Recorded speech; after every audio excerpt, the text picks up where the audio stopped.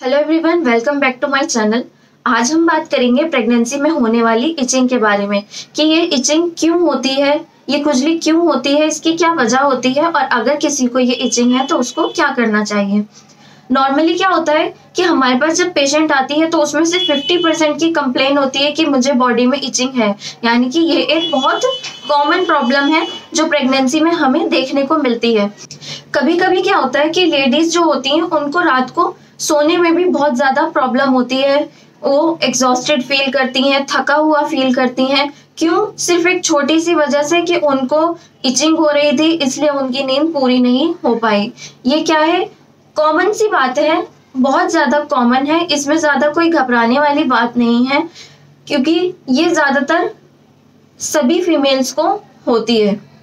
लेकिन कभी कभी ये क्या इंडिकेट करती है, ये किसी बड़ी बीमारी की तरफ भी हमें इंडिकेट करती है कि वो हो सकती है। इसलिए इचिंग जब भी आपको हो, आपको अपनी गायनी डॉक्टर को बताना बहुत ज्यादा जरूरी है, बहुत ज्यादा इम्पोर्टेंट है। यूजुअली क्या होता है कि जो इचिंग होती है ये आमतौर से ओवर स्ट्रेचिंग की वजह से होती है। जैसे जैसे प्रेगनेंसी आगे बढ़ती है तो प्रेगनेंसी में बेबी बम्प बढ़ता है जिसकी वजह से स्ट्रेचिंग हो जाती है, यानी कि जरूरत से ज्यादा जो होती है वो स्किन खिंचने लगती है और उसकी वजह से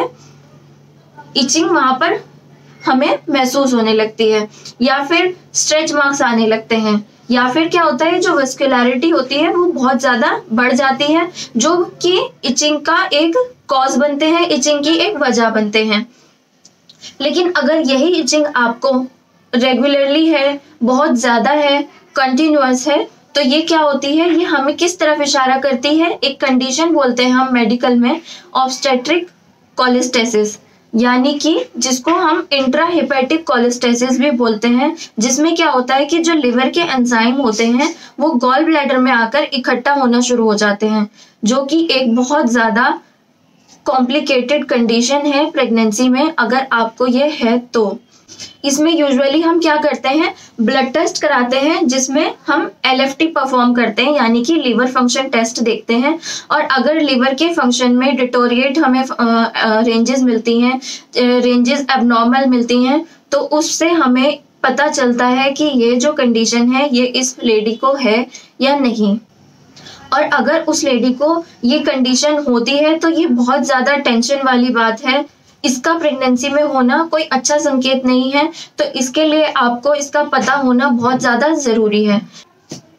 अब ये आपका काम नहीं है कि आप कैसे डिफरेंशिएट करेंगे कि आपको नॉर्मल वाली इचिंग हो रही है या ये टेंशन वाली इचिंग हो रही है, तो ये तो काम डॉक्टर का है। लेकिन आपका जो काम है वो क्या है कि आप अपने डॉक्टर को बताएं, आप उनको ये चीज आप उनको बताएं कि मुझे इस तरह से ऐसे प्रेगनेंसी में दिक्कत आ रही है, मुझे इचिंग की प्रॉब्लम हो रही है। इसके बाद ही वो आपका टेस्ट करेंगी, क्योंकि जब तक उनको भी इसके बारे में पता नहीं होगा तो वो आगे आपका टेस्ट वगैरह या आपके मॉनिटर नहीं कर पाएंगी।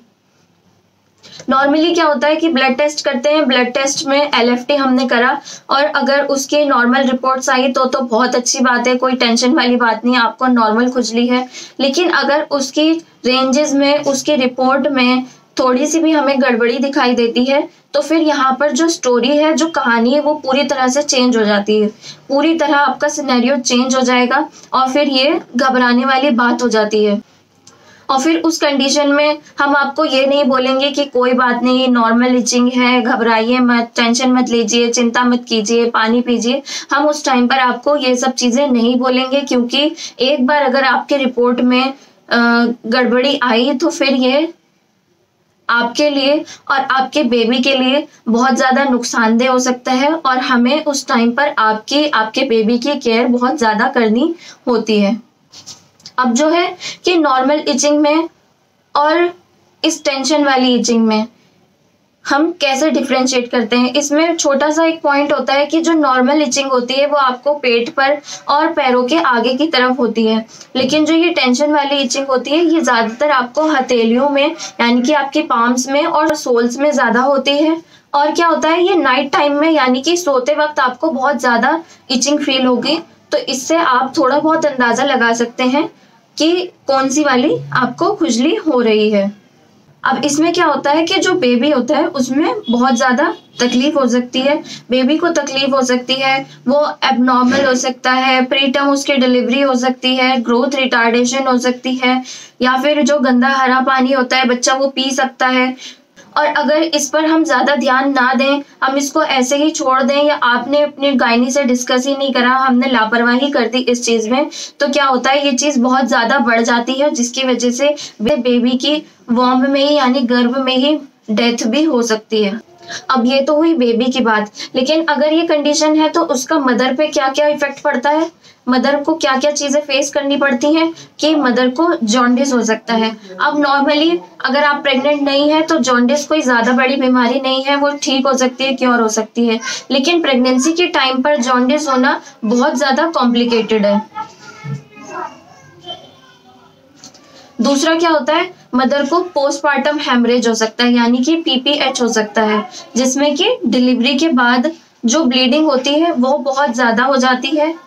यानी कि वो इस केस तक पहुंच जाती है कि वो अनस्टॉपेबल हो जाए, उसको मुश्किल हो जाता है, डिफिकल्ट हो जाता है कंट्रोल करना, और जिसकी वजह से जो मदर होती है वो अनीमिया की कंडीशन तक भी पहुंच सकती है। इसके लिए हमें कंटिन्यूअस टेस्ट करना होता है, हमें देखते रहना पड़ता है, टाइम टू टाइम हम इंटरवल पर कुछ इंटरवल पर आपका टेस्ट यानी कि जो एलएफटी है वो करवाते रहेंगे, और उसकी रिपोर्ट्स को अच्छे से देखते रहेंगे कि इसमें आपकी गड़बड़ी तो नहीं आ रही, रिपोर्ट ठीक तो आ रही है, रिपोर्ट नॉर्मल तो है, क्योंकि ये कंडीशन ट्रीटेबल तो है, हम कुछ मेडिसिन ऐसे दे तो देते हैं जिसकी वजह से ये ठीक हो जाए, लेकिन ये कंप्लीटली क्योर जो होती है वो कब होती है, डिलीवरी के बाद,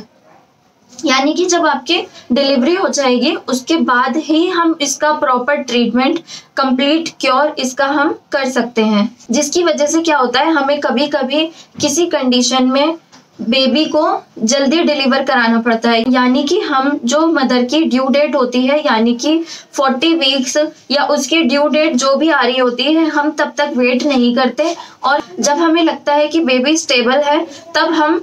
ड्यू डेट से 2 या 3 हफ्ते पहले भी डिलीवरी करवा सकते हैं, बेबी को बॉडी से निकाल सकते हैं, ताकि उसके बाद बेबी पर ज़्यादा इफेक्ट ना पड़े, बेबी को ज़्यादा दिक्कत ना हो और ना ही मदर को दिक्कत हो, और इसको हम ट्रीट कर सकें। तो अगर आपको नॉर्मल वाली इचिंग है तो इसमें ज़्यादा घबराने की ज़रूरत नहीं है, आप परेशान मत होइए, टेंशन मत लीजिए, बस सिर्फ अपनी गायनी डॉक्टर को आप इसके बारे में बताइए, और वो आपको सजेस्ट करेंगी कि आप खूब सारा पानी पीजिए, मॉइस्चराइज़र लगाइए, ताकि जो स्ट्रेचिंग हो रही है स्किन की वो सॉफ्ट रहे, कम हो, या फिर आप लैक्टोकैलामाइन लोशन भी लगा सकती हैं। ये सब चीज़ें करके आप उसको सूद कर सकती हैं, सूदिंग क्रीम लगा सकती हैं, ठंडी चीज़ें लगा सकती हैं, जिसकी वजह से आपको थोड़ा सा रिलीफ मिले।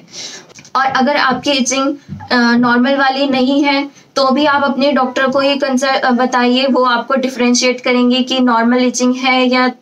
ये वाली इचिंग है, टेंशन वाली इचिंग है, क्योंकि इसके बाद फिर आपका रेगुलर मॉनिटर होना बहुत ज़्यादा ज़रूरी है, और उसके हिसाब से ही आपके जो मेडिसिन्स हैं, आपके जो आगे ट्रीटमेंट है, आगे का जो प्रोसेस है वो आपका उस हिसाब से चलेगा।